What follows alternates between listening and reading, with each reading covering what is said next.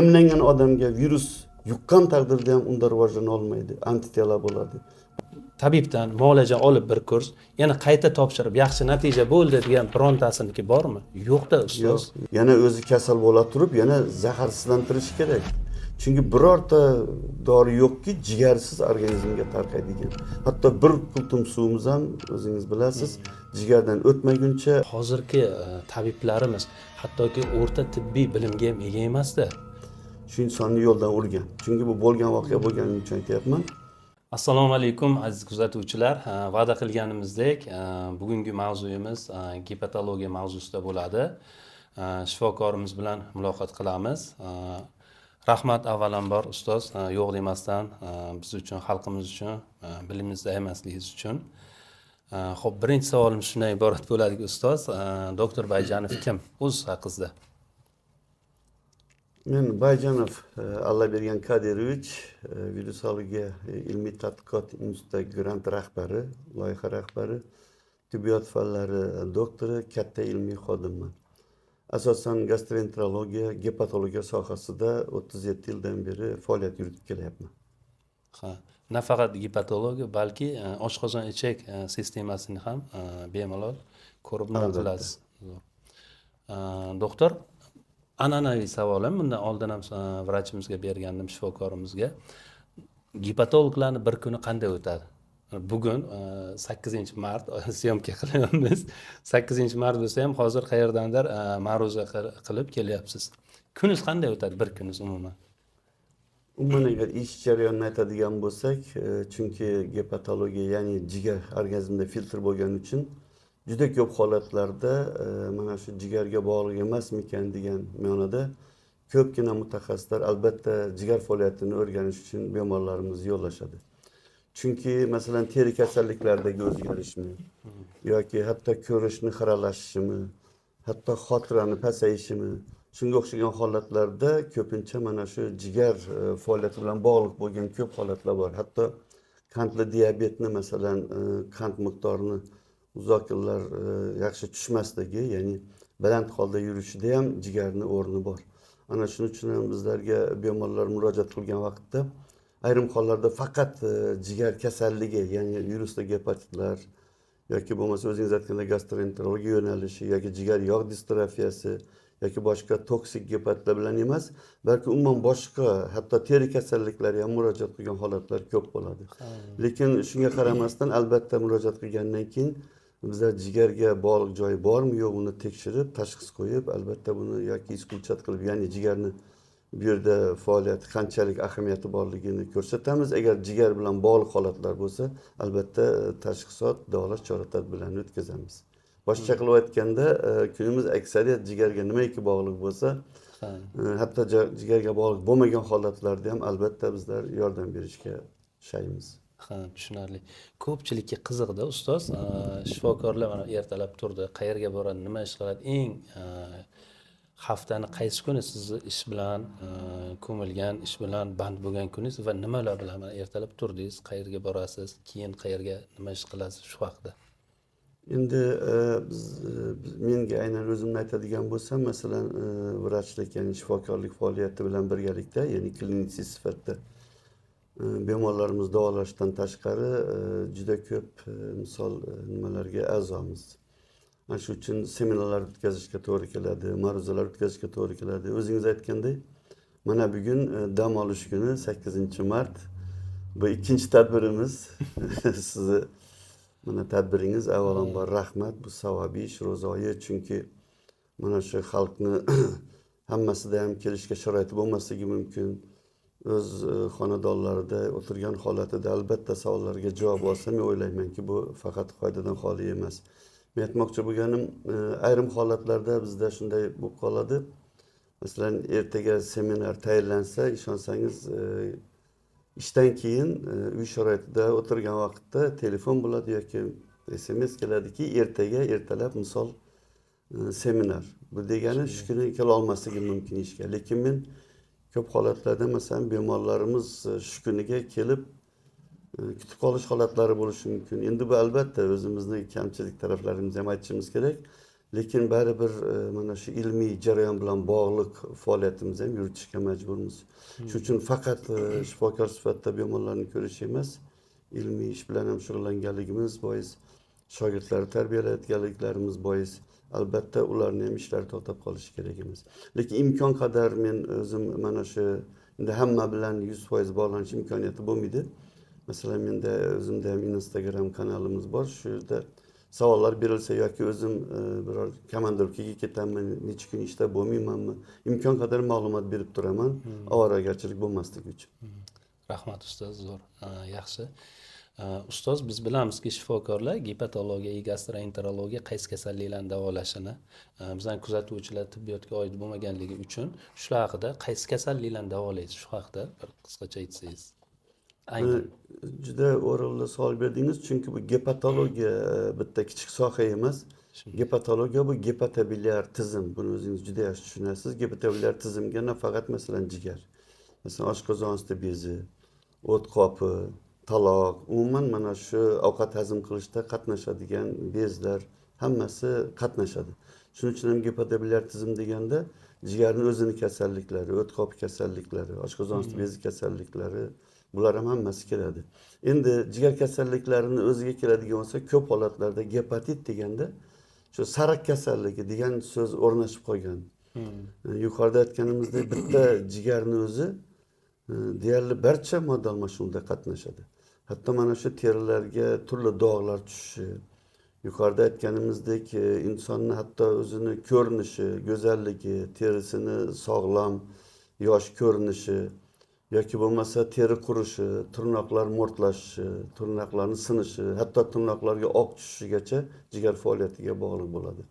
Bundan tashqari jigarda ishlab chiqiladigan ayrim vitaminlar, mikroelementlar o'zgarishi natijasida ko'p hollarda jigarda hech qanday klinik alomatlar bo'lmasa-da, laboratoriya tahlillar, yaxshi analizlar, ya'ni javoblarni ko'rsatsa-da, ko'pincha xotirani pasayishi yoki ko'zda xiralash kuchayishi yoki bo'lmasa filtr o'z faoliyatini pasaytirganligi uchun tez charchoq, holsizlanish, sal narsaga harakat qilsa terlab qolish, ko'ngil aynishi yoki ishtahani pasayishi va kazolar bilan kechishi mumkin.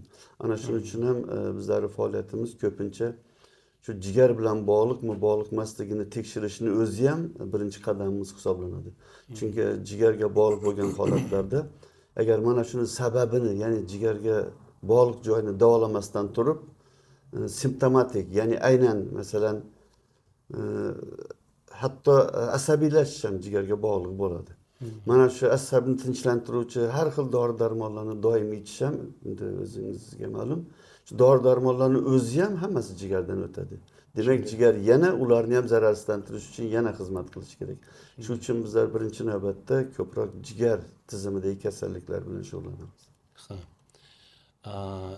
Jigar sirrozi o'zi nima? Qanday kasallik?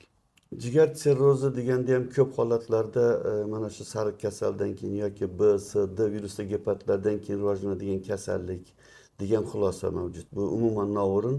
Nimaga deganda bu O'zbekistonimizda haqiqatdan nisbatan virusli gepatitlar, surunkali gepatitlardan keyin rivojlanadigan kasallik. Ya'ni bu gepatitlarning oxirgi bosqichi desa ham bo'ladi. Lekin butun dunyo ma'lumotlarini oladigan bo'lsak, Jahon sog'liqni saqlash tashkilotining ma'lumotlari bo'yicha, ayniqsa Yevropa va boshqa davlatlarda jigar sirrozlarining birinchi sababi spirtli ichimliklarni suiiste'mol qilish, ya'ni birinchi o'rinda turadi. Birinchi o'rinda turadi. Keyingi o'ringa virusli gepatitlar o'tadi. Bular nima demoqchiman? Chunki jigarga aynan virus tushishi shart emas sirroz bo'lishi uchun. Jigar sirrozi degani nimaga men oxirgi bosqich dedim? Chunki jigar uzoq yillar davomida o'z faoliyatini har qanday holatda ham bajarib turadi. Yapon olimlarining o'tkazgan tajribalariga ko'ra, jigar o'z faoliyatini 75% ishdan chiqqan taqdirda ham hali o'zini na klinik belgilar bilan, na laboratoriya belgilar bilan namoyon qiladi. Qarang, 25% holatda ishlab turibdi, lekin shunda ham inson hali sezgani yo'q. Ana shu 25% ga teginilsa, jigar birdan klinik belgilar namoyon bo'ladi. Ana endi sirroz bu nima degani? Sirroz bu chandiq, ya'ni jigar to'qimasini qattiqlashib, lekin sirrozdan oldingi bosqichni ham albatta bilishimiz kerak. Ko'p holatlarda sirroz desa o'zimizda ko'p kuzatiladi. Ultratovush tekshiruvda yoki birorta shifokorimiz sizda sirroz boshlanibdi desa, ishoning deyarli gaplashayotgan gapini ham bilmay qolgan holatlar bo'lgan. O'zlarini bosib olishlarini so'raymiz, albatta imkon qadar tushuntiramiz. Nimaga deganda sirroz degan so'z bu uni boshlanishi bor, o'rtacha kechishi bor, oxirgi bosqichi bor. Shuning uchun ham sirrozni, hali fibrozni sirrozga o'tmasdan turib yoki dastlabki bosqichlarida dunyoda mana hammamizga ma'lum bo'lgan bitta dalil bor. Yagona a'zo to'liq tiklana oladigan a'zo bu jigar hujayralari. Boshqa a'zolar birortasi to'liq jigarchalik tiklana olmaydi. Albatta har qanday a'zoda tiklanish xususiyati bor. Lekin to'liq tiklana oladigan jigar hujayralari fibroz bosqichida ham albatta tiklanib ketadi. Faqat o'z vaqtida buni aniqlash, shifokorlarga murojaat qilish zarur. Ko'p holatlarda shunday achinarli holatlar bo'ladiki, men bitta holat aytib beraman. Bir yoshlari ulug' bir inson keldilar. Men keyingi bir oyda qornim damlay boshladi. Shunaqa damladiki, juda bezovta bo'la boshladim, holsizlana boshladim. Men lekin bir oy oldin mana shu ketmon urib yurgan kishiman. Sog'lig'imdan hech shikoyat qilmaganman dedilar. Tekshiruvlar afsus shuni ko'rsatdiki, qornidagi u havo, ya'ni dam emas, u suyuqlik, asid suyuqligi bo'lib chiqdi. Ultratovush fibroskan tekshiruvlarida albatta uni jigar sirrozi boshlanganligini va boshlanganligi emas, balki ancha kech bosqichlarda aniqlanganligi namoyon bo'ldi. Shunday holatlar bo'lmasligi uchun albatta demak gaplariga qaraganda, demak bir oy oldin sog'lom yurgan odam bir oyning ichida jigar sirrozi bo'lib qolmaydi. Hech buning mumkin emas, iloji yo'q. Nimaga deganda yuqorida aytganimizdek jigar imkon qadar o'z hujayralarini yangilab kurashadi. Lekin bunga 10 yil, 15 yil bo'lgandan keyin bu holat kuzatilishi mumkin. Bular nima demoqchiman? Shakamizdagi holat demak boshlanganiga, endi unda albatta viruslar ham bu kishida aniqlandi. 10 yil, 15 yil oldingi virus bu. Demak 10-15 yil biror marta tekshirilmagan degan xulosaga kelsak bo'ladi. To'g'rimi? O'zlaridan ham so'radim. Birorta profilaktik ko'riklarda, nohaq birorta ultratovush tekshiruvlarda shu holatgacha hech kim sezmadi desa, men birorta oq holatga ishim tushmagan, sog'lomman dedilar. To'g'ri. Ilohim oq holatlikka kasal bo'lib inson ishi tushmasin, lekin profilaktik o'zini inson tekshirish uchun, sog'lomlashtirish uchun albatta yiliga 1-2 marta ko'rikdan o'tsa, men o'ylaymanki bu faqat inson organizmi uchun foydali. Shunday, men ham shuni tarafdoriman. Yana maqtanib qo'yishadi-da. Men shu yoshimgacha 50 yoki 70 yoshimgacha shifokor ko'rinmaganman deb maqtanib qo'yishadi. Bu xalqimizdagi aytganingizdek yomon illat deymizmi, mentalitet bo'lib qolganmi? Bu narsani tibbiy saviyamizni oshirish orqali xalqimizga mana shunday intervyular orqali o'zgartirishga sabab bo'lsak xursand bo'lamiz. Keyin yana bir narsada jigar sirrozi bo'ldi. Uni bosqichlari bor, yengil, o'rta, og'ir. O'sha yengil bosqichida kamdan kam aniqlanadi. U ham boshqa a'zosini tekshirtirganda borganda bu chiqib qoladi. Chunki uni xususiy belgilari yo'q. Chunki jigarda nerv sezuvchi okончаниялар bo'lmaganligi uchun jigarda og'riqlar bo'lmaydi. Xo'p, jigar sirrozining ilk bosqichda qandaydir belgilar bormi xususiy? Jigar sirrozini o'zingiz aytganday A, B, C bosqichlari bor. A bosqichda hali hech qanday klinik belgilar namoyon bo'lmasligi mumkin. Bunga jigar hujayralarida nerv oxirlarining yo'qligi ham sabab bo'ladi. Endi nerv oxirlarining yo'qligi bu kamchilik hisoblanmaydi, chunki agar nerv oxirlari xuddi boshqa a'zolarimizday bo'lib har bir narsani jigar sezganda men o'ylardimki, kuni bilan jigar og'rib yuradi deb o'ylardim. Nimaga deng? Chunki biz jigarga salbiy, zararli qancha odatlarimiz bilan masalan nima deydi, hayot kechirishimiz mumkin. Qaysi minutda aytmoqchiman? Agar hammasiga jigar jarohatlanganda, nerv oxirlari og'riq berganida jigar ham qiynalardi, inson o'zi ham qiynalardi. Lekin buni bitta masalan yomon tomoni ham borki, shu og'riq bo'lmaganligi bois jigar o'z hujayralari jarohatlanib, hatto sirrozga o'tgandan keyin ham dastlabki bosqichlarda bemor hech narsani sezmasligi mumkin.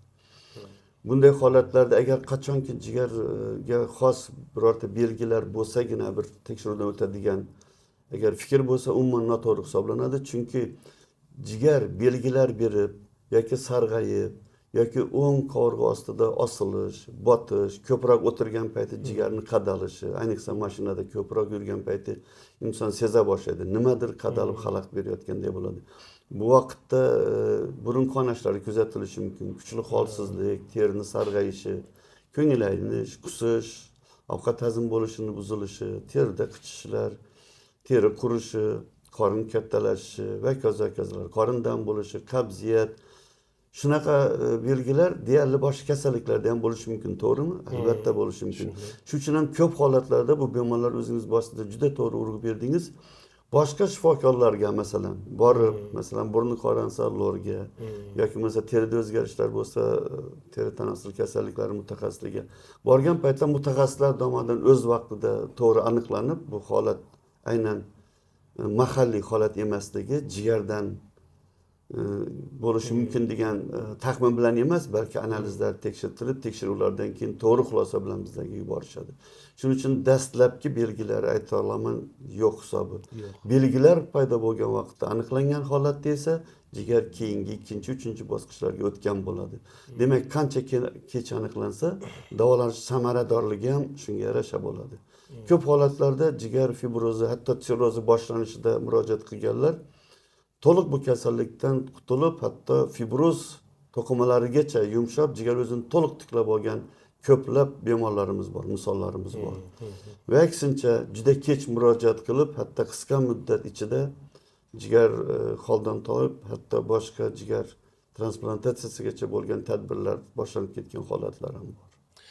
Bitta savol kelganda, savolda yozilgan, ancha vaqtdan beri bilmaganmiz shu narsani, lekin shu kasalligim sirroz, jigar sirrozi aniqlanganigacha bo'lgan vaqtda 1 oy oldin oyoqlarimda og'riq bo'lardi.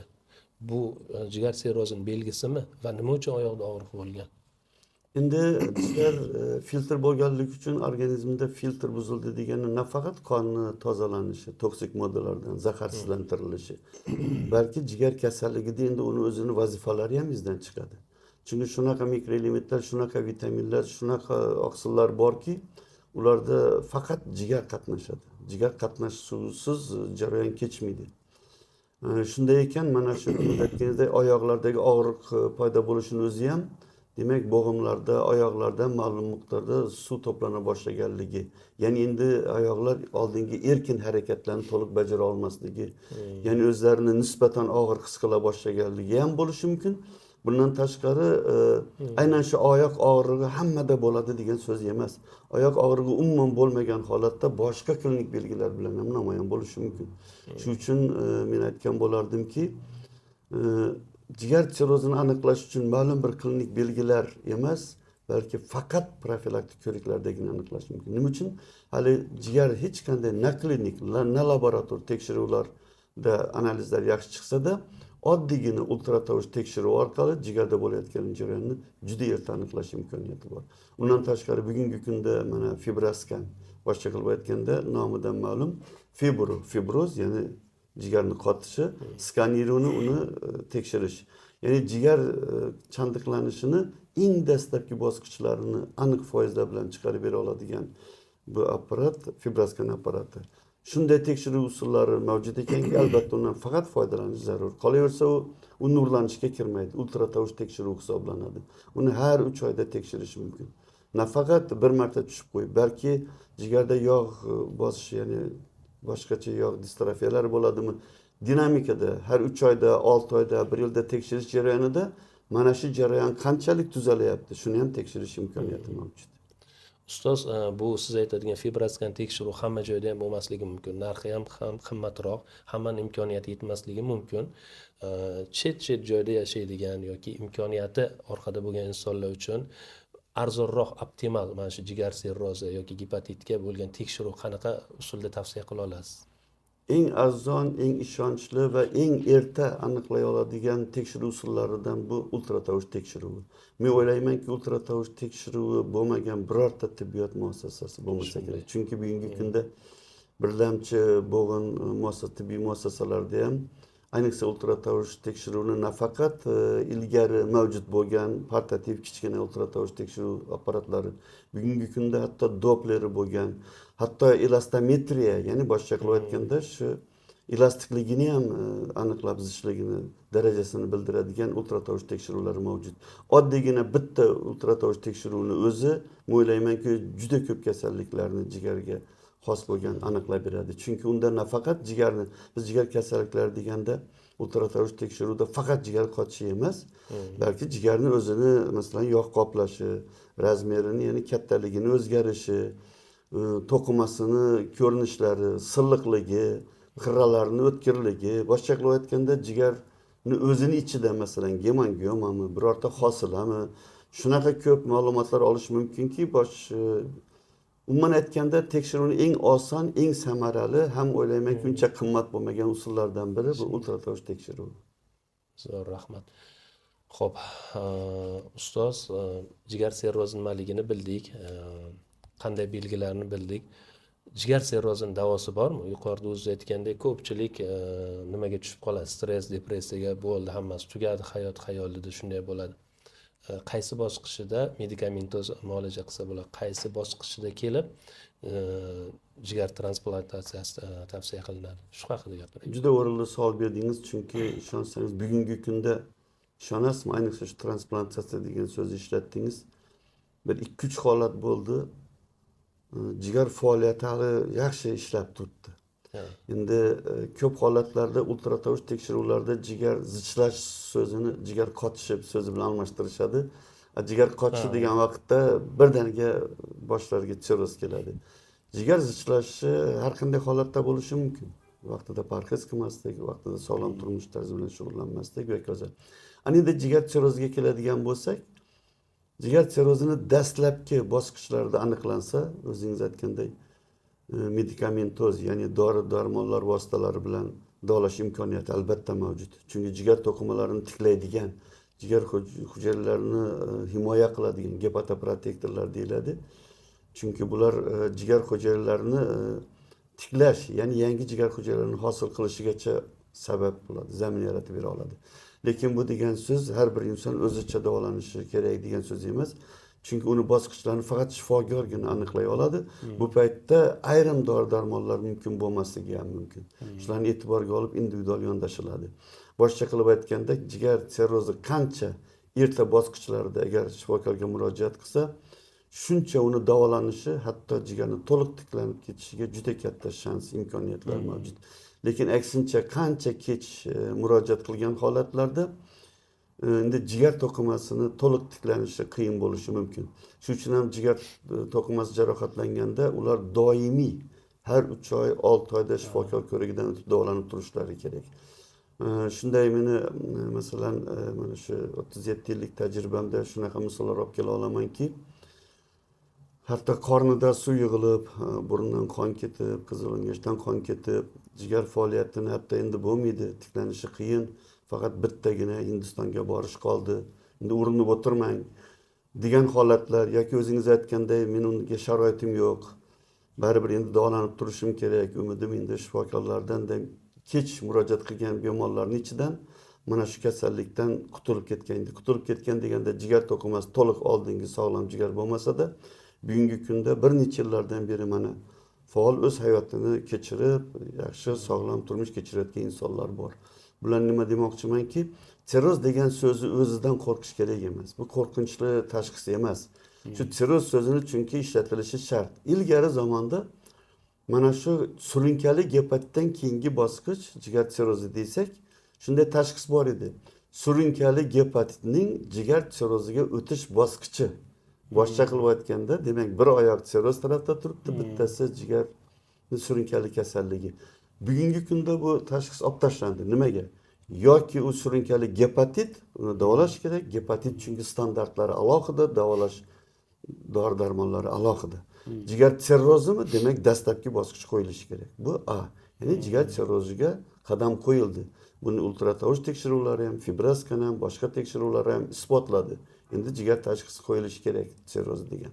Lekin bu degan so'z bir yomon tashxisga hukm degani emas. Albatta nima uchun tashxis to'g'ri qo'yilishi kerak? Chunki jigar sirrozini o'zini standartlari bor, o'zining davolash chora-tadbirlari bor. Ana shuning uchun ham hozir unaqa perixod haligacha lekin bizga uchraydi. Mana shu fursatdan foydalanib shu so'zimni aytib qo'ymoqchiman. Bu balki tibbiyot xodimlarimizga ham, tegishli mutaxassislarimizga ham bugungi kunda jigar sirroziga o'tish davri degan bosqich, degan tashxis yo'q. Yoki surunkali gepatit tashxis qo'yilishi kerak yoki jigar sirrozi. Ustoz, ko'pchilik tabiblar tomonidan jigar sirrozini davolashga qaratilgan muolajalarni ko'ramiz, guvohi bo'lamiz. Mana shu fitoterapiya haqida nima deysiz giyohlar bilan? Jigar sirrozidan chiqarib bera oladimi? Endi giyoh deganda umumiyroqda tushuncha berib o'tishimiz kerak. Chunki giyohlar bular ko'pchiligi haqiqatda shifobaxsh ta'sirga ega. Aytmoqchi bo'lganim, ayniqsa bizni vatanimizda mana 4 ta fasl ham bor. Quyosh nurimiz juda ham O'zbekistonimizda ko'p giyohlar borki, hatto boshqa davlatlarda bunday giyohlari, bunday shifobaxsh xususiyatlari yo'q. Hatto ko'pgina davlatlar mana shu vatanimizga havas qiladiki, nafaqat giyohlar, umuman meva-chevalari, poliz ekinlari, ob-havosi, umuman salomatligimiz uchun hamma zamin yaratilgan. Lekin mana shu giyohlarni agar tarkibini to'g'ri, ayniqsa o'rganilgan holda to'g'ri baholab, uni shifobaxsh xususiyatlarini to'g'ri bilgan holda qo'llash, men o'ylaymanki, foydadan xoli emas. Lekin bu degan so'z o'zboshimchalik emas. Mana masalan, ko'p giyohlar keyingi vaqtlarda internetlarda turli tarkibdagi giyohlar, turli nomlar bilan, hatto ularni boyagi va'dalarini ko'rsangiz, siz aytganingizdek sirrozdan ham davolaydi, oits ya'ni spiddan ham davolaydi. Qo'yingki, yomon sifatli o'sma mana shu rak, saraton kasalliklaridan ham davolab tashlaydi. Shu bir giyoh bilan hammasini tuzatib tashlaydi. Bu shunday bilinib turibdiki, bu oddiy reklamadan boshqa narsa emas. Qolaversa, mana bugungi kunda mana masalan mana shu giyohlardan umumiy raqib aytadigan bo'lsak, mana oshqozon ichak tizimi uchun, jigar uchun, masalan o'zimizda oddiy shu oshqovoq bo'ladimi, lavlagi, sabzi, olma, mana shularni masalan nimadan o'tkazib yoki so'q sharbatlarni olib ichib yurishi bu albatta foydadan xoli emas. Bu tabiiy mahsulotlar. Undan tashqari shifobaxsh sifatida ayniqsa jigar faoliyati, oshqozon ichak tizimi faoliyati uchun, o't yo'llari uchun, siydik yo'llari uchun, organizmda ayniqsa jigarga filtr vazifasini bajarishda, qonni tozalashda bugungi kunda butun dunyo standartlariga kiritilgan, hammamizga ma'lum bo'lgan rastaropsha bilan artishok hammamizga ma'lum. Lekin men aytmoqchimanki, har qanday holatda ham mana dorixonalarda agar mana shu giyohlar tarkibi ko'rsatilgan holda davlatimiz tomonidan tekshiruvlardan o'tkazilib, mana shu sertifikatlar taqdim eta olgan taqdirdagina masalan shu nimalarda dorixonalarimizda bu giyohlardan bemalol foydalanish mumkin. Chunki shu giyohlarni qaysi kasalliklarga shifo bo'lishlarigacha shu giyohlarni o'zida ko'rsatilgan bo'ladi. Lekin afsuski ayrim holatlarda mana internet kanallarda ko'p ko'ramiz. Mana shunaqa giyohlardan keyin masalan bizlarga murojaat qilmaganlarida bu gap aytmagan bo'lardik. Masalan, ayniqsa siz aytgan sirroz kasalligi haqida gapirmoqchiman. Mana shu sirroz kasalligi bilan virus aniqlanib, virusga qarshi dori tayinlanib, virusga qarshi dorini icha boshlagandan keyin ham qo'shnisimi, biror yaqinroq tanishimi, bu dori darmonlaringni qo'y, bu hammasi ximiya-ku, kimyoviy preparat, men shunday joyga boraman, shunday yaxshi bo'lasan qo'yasan, men mana yaxshi bo'lib ketdim yoki hamma yaxshi bo'lib ketadi degan ma'noda shu insonni yo'ldan urgan. Chunki bu bo'lgan voqea bo'lganim uchun aytyapman. Va shunday holat bo'lganki, aksincha bemorning ahvolida yaxshi tomonga o'zgarish emas, yomon tomonga o'zgarishlar aniqlangan. Bular nima demoqchiman? Giyohlar ham kimgadir masalan yordam berib, yordam bermasligi u tekshirilmagan, tekshiruvlardan o'tmagan, sertifikati yo'q giyohlar tarkibli moddalar hisoblanadi. Nima uchun? Ular ham imkon darajasida turli-tuman giyohlarni aralashtirib, shunga yarasha ma'lum bir buni davolaydi, uni davolaydi degan reklamalar bilan chiqishadi. Lekin bir narsani o'ylash kerakki, har bir organizm individual tuzilishga ega. Shu uchun men giyohlarni misol qo'llanilmasin demoqchi emasman. Aksincha Ibn Sino bobomiz ham mana shu giyohlarni tilini bilgan. Kimyoviy moddalar emas, aynan ko'proq mana shu giyohlar bilan qancha kasalliklarni tuzatganlar. Shu uchun kitoblarini mana bir necha marta mutolaa qilganmiz, o'zingiz ham mutolaa qilgansiz. har bir giyoh haqida yozganda albatta shu giyohni qaysi kasallikka mumkin emas, allergik foni bor kasalliklarni qo'zg'ashi mumkin, yoki qandli diabet bo'lsa qandni ko'tarishi mumkin, yoki bo'lmasa terida o'zgarish qilishi mumkin va hokazo har bittasiga ko'rsatmalar juda yaxshi. Endi og'irroq tilda yozilgan, eski tilda shuni olish mumkin. Shunday ekan, demak mana shu giyohlar faqat shifo emas, qaysidir holatlarda mumkin bo'lmagan holatlari ham bor. Lekin men bir nimasiga hayron qolaman. To'g'ri, bir xil tibbiyot xodimlari mana o'qigan yoki tabiblarimiz maxsus hujjatga ega, ularga ruxsat berilgan, chunki ular giyohlarni albatta tarkibini o'rgangan. Lekin hech qanday ma'lumoti bo'lmagan yoki bo'lmasa shu ish bilan shug'ullanaman deb shug'ullanayotgan, hech qanday hujjati bo'lmagan insonlardan albatta biz ozgina seskanamiz. Qaysi ma'noda? Chunki ular tayyorlagan giyohning tarkibida nimalar bor, nimalarga mumkin, nimalarga mumkin emas, qolaversa ma'lumot bo'lmagandan keyin men o'ylaymanki, qaysi kasalligingiz bor deb so'rashlariga uncha ko'zim yetmaydi. Chunki hamma kasallik tuzaladi degandan keyin farqi nima unga qaysi kasallik borligini? Demak, mana shu giyohni ichib ko'ring deydi.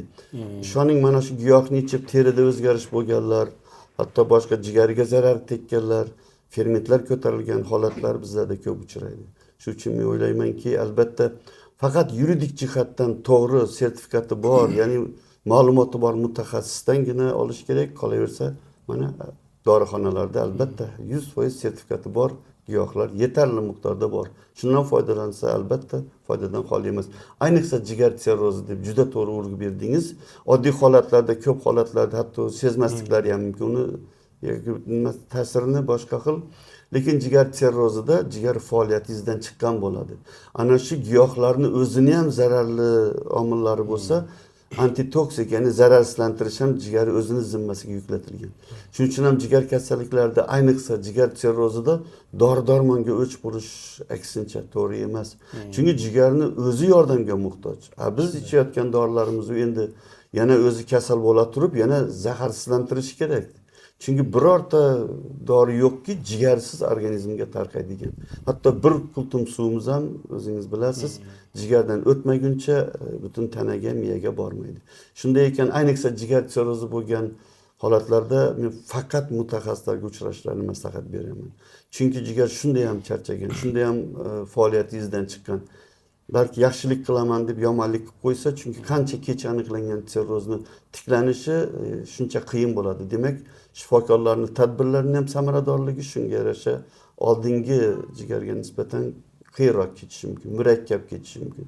Boshqa qilib aytganda, inson o'z sog'ligi bilan nima deydi uni hazillashmasligi zarur. Albatta mutaxassisga topshirish kerak inson o'z salomatligini.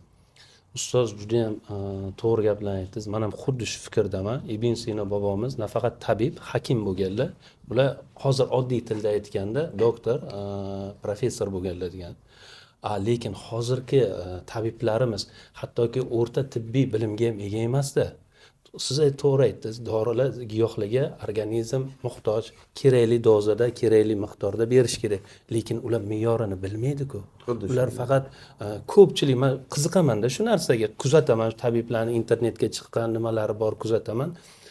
Va so'rayman borganlardan ham menga murojaat qilganlar. Xo'p, qanaqa bu yerda bir xil ko'pchiligi kasallik qiziquvchan bo'ladi. Hammaga bir xil retsept.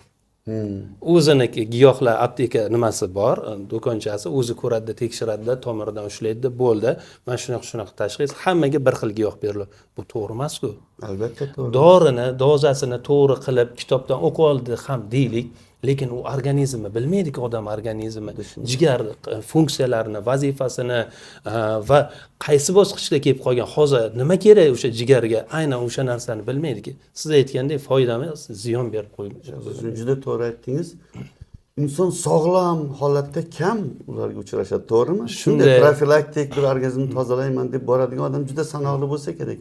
Demak, borgan odam dardman odam, to'g'rimi? Demak, organizmida o'zgarish bor. Kimnidir qandli diabeti bo'lishi mumkin, jigar kasal bo'lishi mumkin.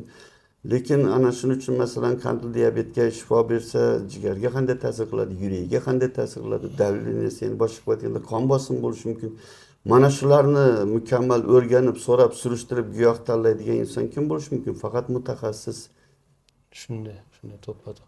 Keyin yana eshitib qoldimki, yurak kattaligiga men qoyil qoldim. Tuya suti bilan davolar ekan. Lekin jigar sirrozini Yana o'zi kasal bo'la turib, yana zaharsizlantirish kerak.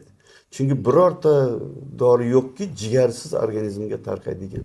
Hatto bir qultum suvimiz ham o'zingiz bilasiz, jigardan o'tmaguncha tuya suti haqiqatdan ham qanchalik yordam beradi jigar sirrozining oxirgi bosqichida? jigar sirrozining oxirgi bosqichida umuman tavsiya etilmaydi. Juda so'ra, chunki o'zingiz savollaringizni juda to'g'ri berib turibsiz. Men bunga avvalambor rahmat qoyil. Nimaga deganda, umumiy savol bersa javob berish qiyin bo'ladi. Qaysi ma'noda? Jigar masalan filtr vazifasini bajarib turgan vaqtda, sog'lom bo'lgan holatda, endi tuya sutiga qisqacha agar tavsiya beradigan bo'lsak, tuya aksariyat kunlargacha, balki bir hafta ko'proq suyuqlik, ya'ni suv ichmasdan bemalol yura oladi, to'g'rimi? Shunga yarasha sut nimadan hosil bo'ladi? Albatta qon tarkibidan mahsulot yig'ilib, sut bezlariga o'tib, gormonlar ishtirokida sutga aylanadi. Demak, tuyadagi sut boshqa insondagi sutga nisbatan ham nima? Kaloriyasi baland, oqsillari miqdori yuqori, suyuqligi konsentratsiyasi baland va hokazo. Ana endi tuya sutini ichgan holatlarda ko'pchilik yo'q, mana masalan tuya suti ichgandan keyin hozir tetikman, immunitetim yaxshi, men o'zim sezdim-u deyiladi. To'g'ri, chunki oqsili baland. Lekin bitta narsaga e'tibor berishlari kerak-da. Tajriba bilan bitta misol aytib beraman. Endi mayli qaysi hududda ichganligi zarur emas, bo'lgan voqea. Shu 20 yoshlaridagi turmushga chiqqan qizimiz nima sababdan borgan, tuya suti ichgan. O'z joyida ichish kerak deyilgani uchun borib shu hududda ozroq ichishga to'g'ri kelgan. Bir haftami, 10 kunmi? Uyga kelgandan keyin ancha vaqtdan keyin ozroq isitma ko'tarilib, tekshiruvlardan o'tgan vaqtda misol bruselloz tasdiqlandi. Nima demoqchiman? Tuya suti xom ichiladi. Endi tibbiyotda xom ichishga biror narsaga ruxsat beriladimi? Yo'q, albatta. Ayniqsa biologik suyuqliklar. Sutdan biologik suyuqlik, organizmda hosil bo'lgan oqsillarga boy mahsulot. Lekin xom ichilgandan keyin endi nima bo'ladi unda? Mana shu tuyadagi kasalliklar bo'lishi mumkin. Exinokok bo'lishi mumkin. Hozirgi aytganimdek bruselloz bo'lishi mumkin, to'g'rimi? Boshqa kasalliklar bo'lishi mumkin. Ana endi qaynatib ichsa-chi, qaynatib ichsa oqsillar denaturatsiyaga uchraydi. Endi hech qanday nafi yo'q. Uni demak qaynatib hech kim ichirmaydi, albatta xom ichiladi. Demak, bir tomondan kasallik yuqtirish xavfi bo'lsa, ikkinchi tomondan hatto shunaqa holatlar bor. Siydigini qo'shib tuyani sut bilan aralashtirib ichiladi. Shunda samarasi ko'proq emish. Endi faraz qiling, jigar sirrozi oxirgi bosqich degan so'zingizga urg'u beraman. Organizmni o'zida hosil bo'lgan, organizm faoliyatida hosil bo'lgan shu ammiak va boshqa chiqindi mahsulotlarni tozalashga ulgurmayapti, qiynalyapti. Jigar boshqa aytganda faoliyati izdan chiqyapti.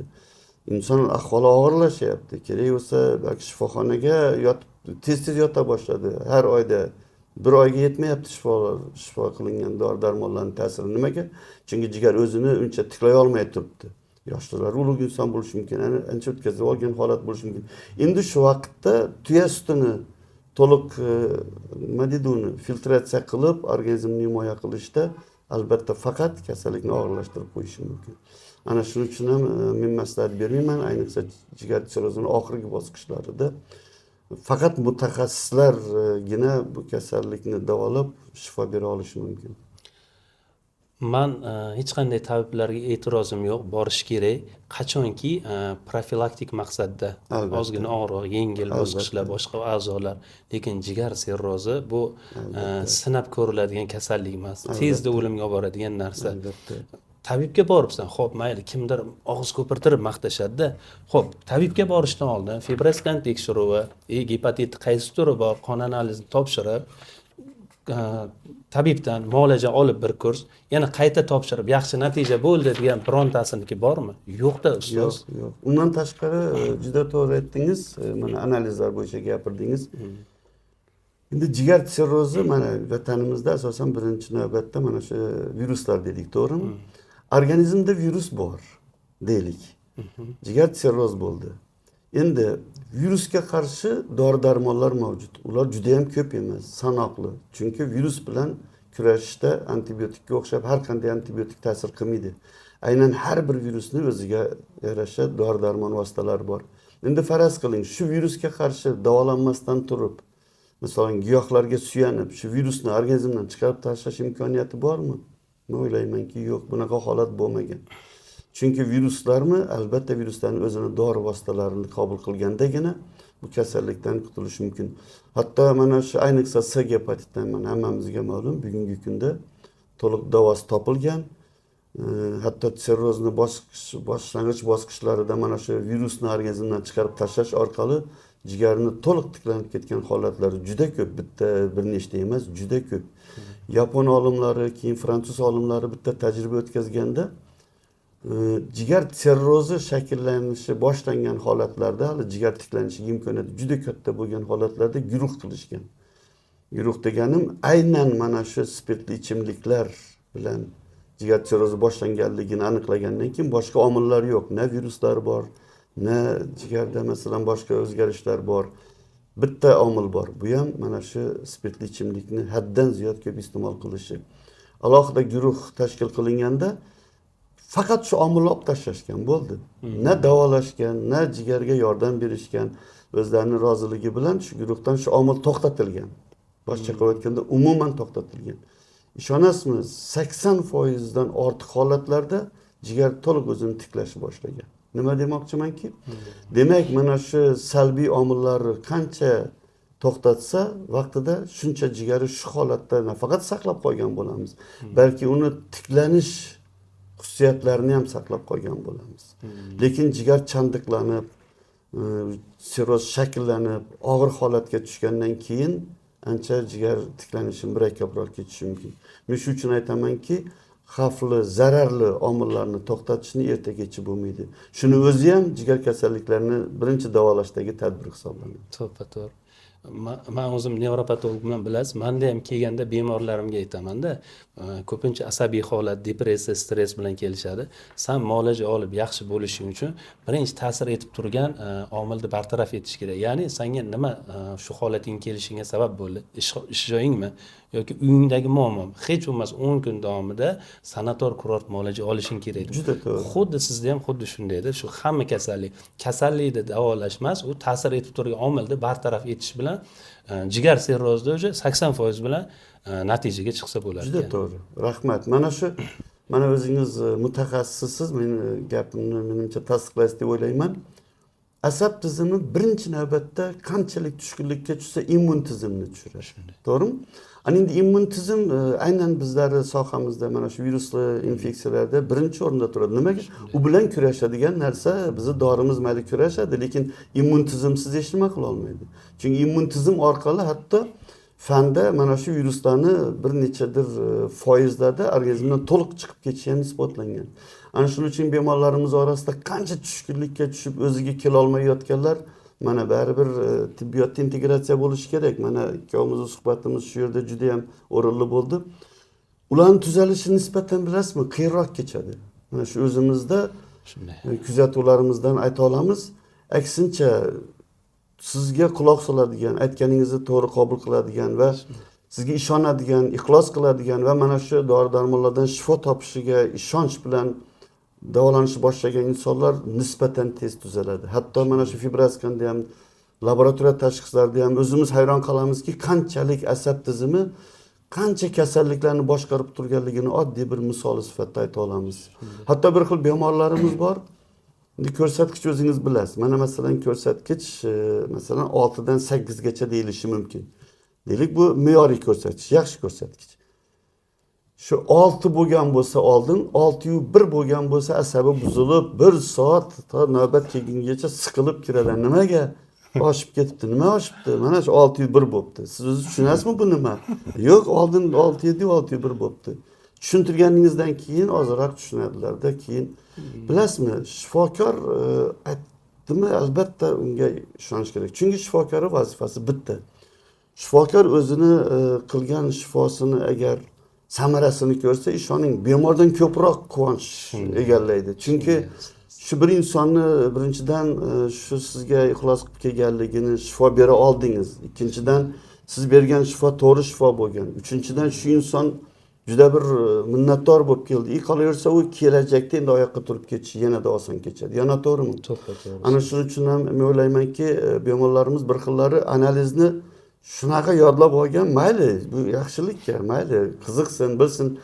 Lekin shu analizlarga agar ozroq ma'lumoti bo'lsa, tushunsa mayli. Ko'pchilik nima qiladi? Hozir internet bilasiz. Shunday. Ochiq, ya'ni ochiq maydon deymiz, boshqa aytganda. Doktor Google'ga ishonishadi. Yana gapirmang. Ana shu yerga chiqqan ma'lumotlarni hatto bitta virus chiqdi deylik. Virus aniqlandi. Hali aniqlandi. Hali uni o'liktirigi ham tekshirilmagan. Chunki vaholanki tirigi bo'lmasligi mumkin. U 3 yoshida kasallik o'tkazib yubordimi? Shundan qolgan antitela u bir umr turadi. U kasal emas, u sog'lom inson. Misol demoqchiman. Lekin shu gepatitni internetga kiradi. Endi albatta har qanday kasallik og'ir kechsa, oxirida chirrozga olib boradi degan joyini tamom shu joyini ushlab oladilar-da, keyin keladilar. Men endi shuncha farzandim bor, bu yog'i nima bo'ladi? Nima bo'ldi sizga? Mana shunday bo'ldi. Xo'p, endi tekshiruvga keldingiz, hali shoshmang, tekshiruvdan o'tmadingiz-ku. Balki sizga virus chiqmasligi mumkin-ku desa, men internetda kecha ko'rdim, baribir oxiri shu narsa ekan. Ishonasizmi? Ularni yana qaytarib, yana mana shu o'z holat haqida to'g'ri fikrlab davolanishlariga ishoning ancha energiya ketadi. Chunki shunday qilmasdan turib, shuni agar e'tiborga olmasdan turib lechini yozib bersangiz, endi davolash tadbirlari men o'ylaymanki samarasi ancha past bo'ladi. Nima uchun? Chunki u faqat tushkunlikda o'tiribdi. Siz juda to'g'ri aytdingiz. Bitta tushkunlikdan chiqarib ham ko'p kasallarni tuzatib olgansiz. Juda to'g'ri, rahmat. Eng muhimi 10 yil shu tibbiyot sohasida talaba bo'lib o'qib va umrini o'qishga, kasallarni davolashga va umrini bag'ishlagan insonga, shifokorga ishonishmaydi, lekin umumiy ma'lumot beradigan Google'ga yoki kimdir xolasi nima, ammasi nima, kimdir ko'chani, mahallani kimdir gapiga ishonib, yuqorida siz aytgandek o'shalarni aytganini qilib, o'zlarining hayotiga o'zlari chang solib qo'yishadi bilmagan holatda. Zarar yetkazib qo'yishadi Shunday. o'zlariga. Keyin yana bir narsa ko'p tarqaladigan hozirgi kunda go'zallik salonlari ko'plab ochilib ketyapti. Nazorat bilmadim qanchalik. Manikur, pedikur degan narsalar bor. Tirnog'ini tozalatish, shu orqali qanchalik sizga bu orqali yuqqanlarni eshityapsiz yoki qanchalik to'g'ri fikringiz shu haqida? Endi sizni savolingizga javob berish, bu savolingiz salgina murakkabroq qaysi ma'noda? Chunki kasallik yuqqandan keyin masalan birdaniga erkin bir belgi berib kelganida biz bilardikki yaqin orada qanday muolajalar oluvdingiz deb. Ishonasizmi? Bir xillari 5-10 yillardan keyin bilish mumkin. Unda ham o'zingiz aytgandek profilaktik tekshiruvlarda bilib qolish mumkin yoki kasallik belgilari namoyon bo'lganda bilib qolishlari mumkin. Shu vaqtda surishtiruv o'tkazsangiz, endi u albatta ayollar bo'lsa pedikur manikurga ham borgan bo'lishi mumkin. Endi erkaklar soch soqol oldiradi, boshqa stomatologik, ginekologik muolajalar ko'p. Bitta narsani ayta olamanki, bular gemokontakt infeksiyalar deyiladi. Ya'ni o'zingiz yuqorida urg'u berdingiz, aynan shunday holatlar bo'ldimi deb deyarli ayta olmaymiz biz. Aynan shundan yuqtirding deb. Lekin bemor o'zi men shundan yuqtirdim deb turib oladi. Masalan aytadiki, "Men tishdan yuqtirdim, mana menda shu chiqdi." Men so'rayman, "Xo'p, siz tishdan yuqtirganingizni qanday bilasiz?" Chunki men operatsiya bo'lmaganman, qon quyilmagan. To'g'ri, lekin ko'p muolajalar bo'ladi, yuqish xavfi yuqori. Agar mana shu pedikur bo'lsin, manikur bo'lsin, stomatologik muolajalar, mana bugungi kunda Xudoga shukr, hamma narsalar bir martalik nimada ishlatila boshladi. Men o'ylaymanki, bugungi kunda aqlim bovar qilmaydiki, ishlatilgan buyumni ishlatilishiga. Men bu bilan aytmoqchi emasman, bunday holat bo'lmaydi deb. Endi ko'pchilikning ichidan har xil insonlar chiqishi mumkin. Albatta agar bir martalik ishlatiladigan buyumlar ishlatilsa yoki yaxshi yetarli darajada sterillangan buyumlar ishlatilsa, u qanday muolaja bo'lishidan qat'iy nazar, sartaroshxona bo'ladimi, stomatologik, ginekologik muolajalarmi yoki bo'lmasa pedikur, manikurmi, boshqami, hech qanday kasallik yuqish xavfi bo'lmaydi, nolga tushadi. Lekin afsuski bugungi kunda mana shu aynan qon orqali yuqadigan kasalliklarimiz hali uchrab turibdi. Bu bilan nima demoqchiman? Demak, hali bu holat davom etyapti. Men shu uchun ham aytamanki, ayniqsa tibbiyoti yutuqlardan xalqimiz foydalanishi kerak. Mana masalan B gepatitga keladigan bo'lsak, C gepatiti to'g'ri, davosi topildi. Dori vositalari bilan to'liq butkul organizm gepatit virusidan ozod bo'ladi. Hatto o'zingiz aytdingiz, bitta holat bo'ldi menda. S gepatitdan tuzalganiga bir 7-8 yil bo'lib ketgan. Dorilarni ichganlar, to'liq toza analizlar, bugungi kunda ham yaxshi. Men dedi tekshirib turibman. Endi 7-8 yil bo'libdi. Endi tekshirishni menimcha to'xtatsangiz ham bo'ladi. Faqat chiqim, chunki siz virusga qarshi dori ichgansiz, jigaringizda biror o'zgarish yo'q. Hamma analizlaringiz juda ham yaxshi. Menimcha endi o'zingizni qiynayvermang desam, yo'q, mana internetda aytdi-ku, bu umrlik infeksiya, bundan qutulmaysiz. Ko'ring, internetda ham siz aytishingizni ishonmayman, chunki S gepatiti davosi topilganini butun dunyo biladi. Lekin vaholanki u inson B nima, S nima deyarli farqiga bormasligi mumkin. B gepatit bugungi kunda haqiqatda replikatsiya, ya'ni viruslar rivojlanishini to'xtatadigan dori-darmonlar mavjud. Lekin S gepatitga o'xshagan holda S gepatitda virusni to'liq tanadan chiqarib tashlaydigan dori hali ishlab chiqilgani yo'q. Lekin shunday ekan, mana shu replikatsiyani to'xtatish degan o'zi sog'lomlik bilan barobar. Chunki virus bo'lmasa, jigar jarohatlanmaydi. Ya'ni doimiy davolanib yurgan insonlarda bu virus deyarli yo'q hisobiga o'tadi. Lekin eng oson yo'li kasallikni yuqtirib davolatishdan ko'ra nima? Profilaktika, oldini olish. Agar B gepatitga keladigan bo'lsak, mana 2002-yildan beri shu 2002-yilda tug'ilgan, shundan keyin tug'ilgan yigit qizlarimizda endi bir juda ham kutilmagan holatda bo'lmasa bir ayrim sabablar bilan birorta holatda B gepatit yuqqanligini biz ko'rmaymiz. Nimaga? Chunki mana shu davlatimiz tomonidan milliy taqvimga kiritilgan B gepatitga qarshi emlash tizimi shunchalik samarali, shunchalik xavfsizki, mana bugungi kunda buni isboti. Oradan 20 yildan ortiq vaqt o'tdi, bu kasallik uchramaydi. Yana mana shunday holatlarni aytishimiz kerakki, bu emlanganlarga tegishli. Xo'p, 2002-yildan oldin tug'ilganlarchi, ya'ni siz bizni yoshimizdagilarchi, ular emlanmagan. Lekin bugungi kunda emlash tizimi mavjud-ku, mavjud. Albatta, mana shu emlash tizimidan foydalansa, bu kasallikni umuman yuqtirmaydi, sog' salomat hayot kechiradi. Lekin afsus, shunday holatlar bo'ladi. Mana shu gepatit B aniqlangandan keyin emlash haqida gapirsangiz, uncha masalan yaqinlaringiz, oila a'zolaringiz mana siz ham emlanganingizda bo'lmasdingiz, shu bahona endi emlatib qo'ying hammalarini. Ayniqsa B gepatitini er-xotin o'rtasida ozroq yuqish xavfi bo'ladi. Shularni e'tiborga oladigan bo'lsak, albatta emlatib qo'ysa bu faqat foydadan xoli emas. Desangiz sezilib turadiki, sizni unchalik qayerda emlatish mumkin, qanday emlatish mumkin degan savol ham berilmaydi. O'zini tushunamizki, mana shu xonadan chiqsa bu holat unutiladi. Shunday. Shuning uchun qayta mana siz tashkil qildingiz, juda ham to'g'ri mavzuni ko'tardingiz. Emlash bugungi kunda yagona mana shu kasalliklarni oldini oladigan holat. Emlangan odamga virus yuqqan taqdirda ham unda rivojlana olmaydi, antitela bo'ladi. Boshqa qilib aytganda u kasallik yuqtirmaydi.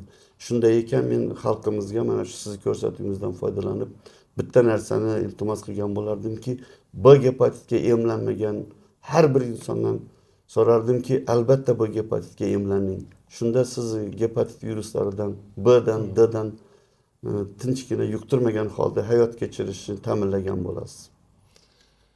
Rahmat, juda ham zo'r ma'lumotlar bo'ldi ustoz. Rahmat. Hozir profilaktikasi haqida gapirdingiz. Jigar sirrozi bo'lmasligi uchun 3 ta tavsiya bera olasizmi? Nima qilish kerak? Jigar sirrozini o'zini yuqorida aytib o'tganimizdek bo'lishini sabablardan kelib chiqadi, to'g'rimi?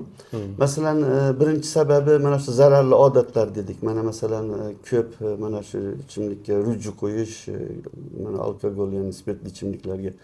Demak, mana shu holatni to'xtatishi o'zi ham jigarni bitta toksik ta'sirdan saqlab qoladi. Bu birinchisi. Ikkinchisi, mana shu dori-darmonlar. Aynan dori-darmonlarning o'zi ham toksik ta'sirga ega. Chunki ularni guruhi, soni ko'p. Hatto shunday holatlarni bilamizki, ishoning, men o'zim tajribamdan aytaman, antibiotiklargacha to'g'ri dorixonadan bo'lib antibiotik olgan insonlarni ham bilaman. Axir antibiotiklar birinchidan immunitet tushiradi, ikkinchidan kuchli toksik ta'sirga ega, uchinchidan shu antibiotik hozir olish kerakmi sizga, yo'qmi, uni ham hech qanday mutaxassis bilan maslahatlashilmaydi. Ya'ni dori-darmonga juda o'ch insonlarni ham ko'p kuzatamiz. Dori-darmonlarni kamaytirilishi, mana shu toksik omillarni kamaytirilishi. Toksik omillarga nimalar kiradi? Mana shu yeb ichadigan oziq-ovqatlarimizni ham e'tiborga olishimiz kerak. Mana masalan, qanchalik mana gazlangan suvlardan yoki bo'lmasa har xil konsentratlar qo'shilgan turli rangli ichimliklardan imkon qadar uzoqroq yurganimiz ma'qul. Oddiy mana shu mineral suvni o'zi juda foydali. Qancha suyuqlik ichilsa organizm uchun shuncha shifobaxsh hisoblanadi. Yoki bo'lmasa sog'lom turmush tarzi deganda ovqatlanishni ko'pchilik men unchalik ko'p yemayman degan ma'noda, lekin nimagadir jigarim semirgan, men o'zim uncha semiz emasman deyishadi. İnsanın o'zini semizligi faqat jigarda yog' bosishiga olib kelmaydi. Hatto jigarni yog' bosishini o'zi 50% dan oshsa, shu inson umumiy semira boshlaydi. Shuni ham e'tiborga olishimiz kerak. Ko'pchilik teskari tushunchada. Qachon men semirib ketaman, keyin jigarimni yog' qoplashim. Yo'q. Aksincha, semirib ketishingizga mana shu jigar yog' qoplashi sabab bo'layotgan bo'lishi mumkin. Shuni davolanganingizda balki semirib ketmasdingiz. Bundan tashqari mana ko'p holatlarda kechqurunlari, yarim kechalari ovqatlanadilar, keyin uxlab qolish holatlari bo'ladi. Mana shu eng yomon odat. Chunki ertalab, ya'ni obedda, ya'ni tushdagi ovqatlar hazm bo'ladi kechgacha. Chunki bizlar faoliyat bilan yuribmiz.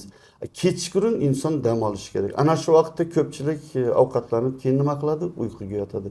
Bu ham mana shu ortiqcha ovqatlarni jigarni zaharlanishiga sabab bo'ladi. Bular nima demoqchiman? Nafaqat parhez ovqatlar, balki rejim, ularni o'z vaqtida ovqatlanish ham albatta ahamiyat beradi. Bu ham mana shu nima uchun men jigar sirrozini oldini olish deganingizda buni ham misol keltirdim. Chunki viruslari yo'q, spirtli ichimliklarga umuman ruju qo'ymagan, toksik omillar yo'q. Lekin mana shu jigar yog'li distrofiyasini o'zidan ham sirroz shakllanishi isbotlangan.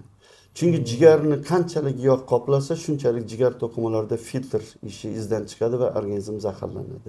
Mana shu asabiylashishlarga ham hatto jigar yaxshi qon tozalamasligiga sabab bo'lishi mumkin. Jig'i-biyron bo'lib, bo'lar-bo'lmas siqilaveradigan insonlar ham o'ylaymanki, jigarlarini bir tekshirib qo'ysa foydadan xoli bo'lmaydi.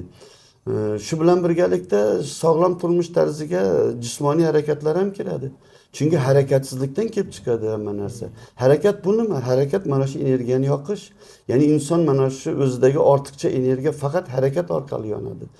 Harakat orqali yondi degani, demak organizmda ortiqcha yog' to'planmaydi, organizm sog'lom bo'ladi, qon yaxshi yurishadi, mikrotsirkulyatsiya bo'ladi, immunitet baland turadi.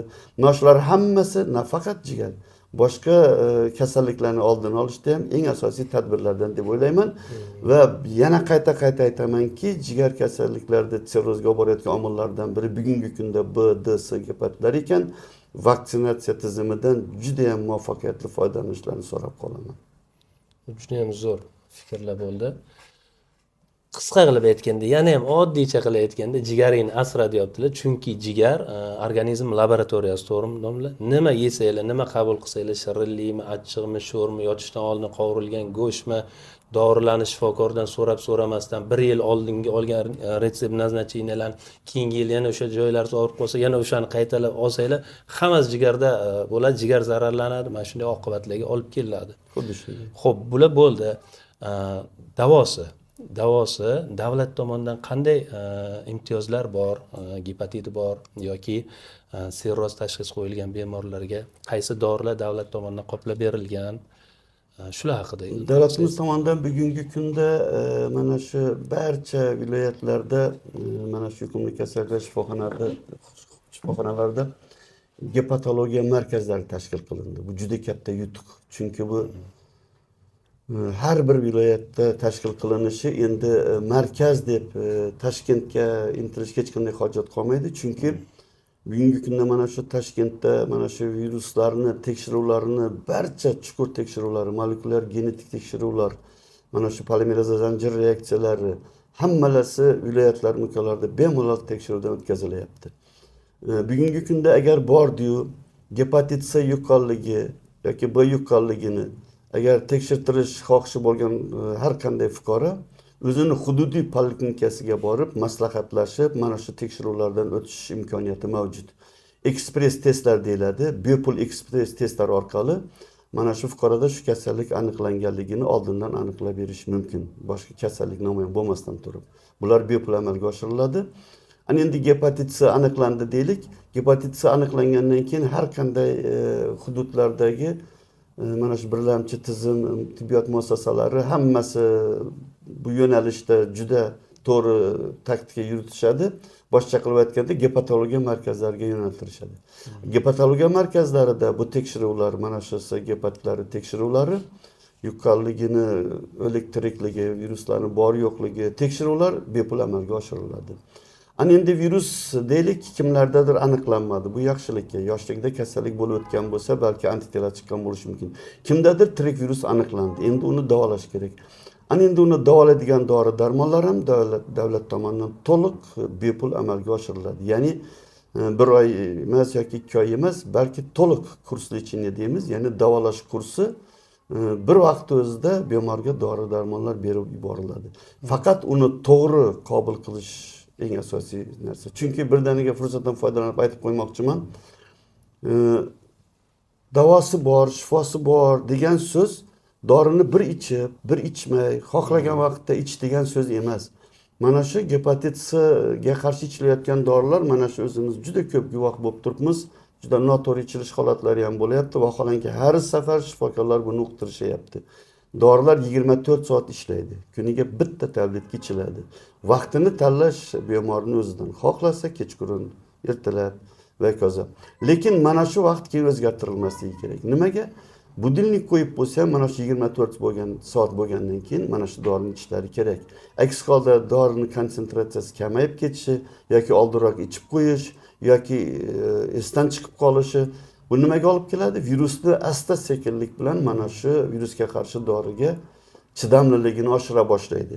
Ana endi dastlabki analizlar hammasi yaxshi chiqadi, oradan yillar o'tadi, virus qaytib kelgandan keyin mana meni virusim qaytdi-yu, bu virus qaytmaydi deyilgan-diyu degan nima bilan murojaat qilgan holatlar ham bo'lgan. Lekin yaxshilab agar ichgan holatini mana unda ichdingmi desangiz, ha deydi. Shuning uchun biz aytib beringchi, qanday tartibda ichdingiz desangiz, haqiqatda 30% ga yaqin odamlar ichish tartibini buzyapti. Shuning uchun men yana bitta nima bo'ladiki tavsiyam, bu dori vositalari virusga qarshi dori vositalari. Bu oddiy vitaminlar emas. Shunday ekan, virusni to'liq organizmdan butkul chiqarib tashlash uchun 3 oylik, 6 oylik kurs berilgan paytda to'liq ichilishi shart. Nimaga deganda 1 oydan keyin tahlil topshirib, mana virusim chiqmadi deb to'xtatib qo'ygan holatlargacha ko'rganmiz. Qonda chiqmadi, chunki analiz qondan olinadi. Lekin jigar to'qimalarida o'tirgan viruslar hali o'tiribdi. Ana shu uchun ularni yana bosh ko'tarmasligi uchun to'liq vrach ko'rsatmalari bo'yicha ichilishi shart. Shundagina bu viruslardan butkul ozod bo'lib, yana hech nima ko'rmaganday chiroyli, sog'-salomat, baxtli, saodatli hayot kechirishingiz ta'minlanadi. Ustoz, vaqt ajratib biz bilan shuncha kerakli bilimlarni berganingiz uchun juda ham minnatdormiz. Rahmat. Ko'pchilikka xudo xolasa foydali bo'ladi. Ustoz, ko'pchilik kuzatuvchilar bor. Buncha zo'r, katta informatsiya, kerakli ma'lumotlardan keyin sizga hamma qiziqish oshadi, so'rashadi. Shuning uchun onlayn kimdir qaysidir viloyatda, qaysidir boshqa davlatda bo'lishi mumkin. Sizga qandaydir murojaat qilishni yo'li bormi yoki ijtimoiy tarmog'ingizni qo'ysak, ular sizga savol bersa o'zini kasalligi bo'yicha vaqt ajrata olasizmi? Misol uchun mayli, to'g'ri, vaqtingiz juda ham tig'iz, 3 kundan 5 kungacha bo'lgan vaqt oralig'ida yoki nomeringizni ham qo'ysak bo'ladimi?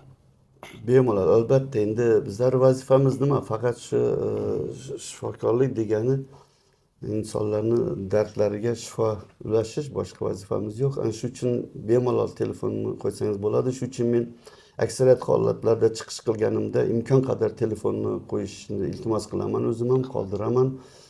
Bundan tashqari o'zimda ham Instagram kanali bor, chunki u yerga juda ko'p savollar tushadi.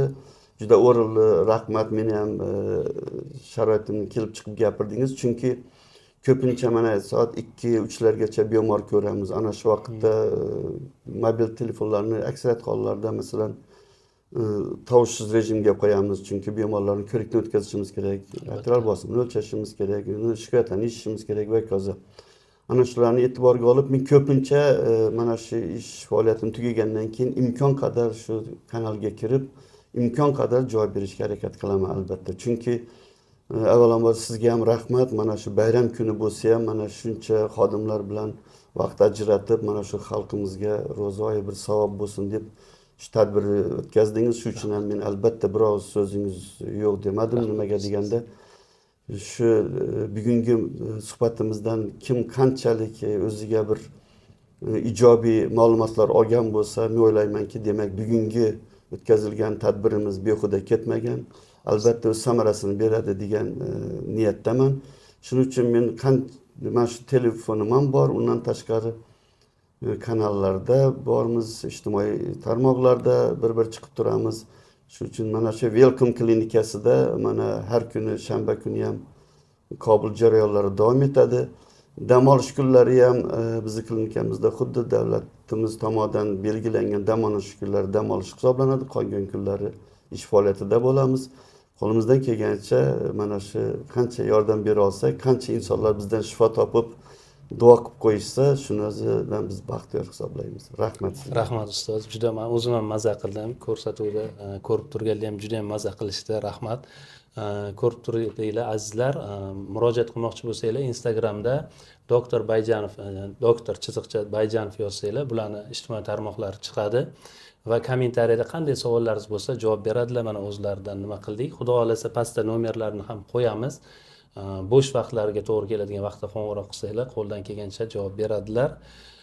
Xo'p, keyingi ko'rsatuvlarimiz qaysi kasalliklar yoki qaysi shifokorlar bilan, qaysi mutaxassislar bilan olib borishimizni xohlaysiz, kommentariyada yozib qoldiring. Biz aynan o'sha shifokor va shu kasallik haqida sizlar uchun bepul konsultatsiyalar, foydali ma'lumotlar beramiz. Kuzatishda davom eting, obuna bo'lishni unutmang. Hali bundan ham yaxshi ko'rsatuvlar davomli bo'ladi. Bizni qo'llab-quvvatlab turing. Hammamizga manfaatli bo'lsin. Rahmat. Rahmat ustoz, sizga ham. Sizga ham rahmat. Rahmat.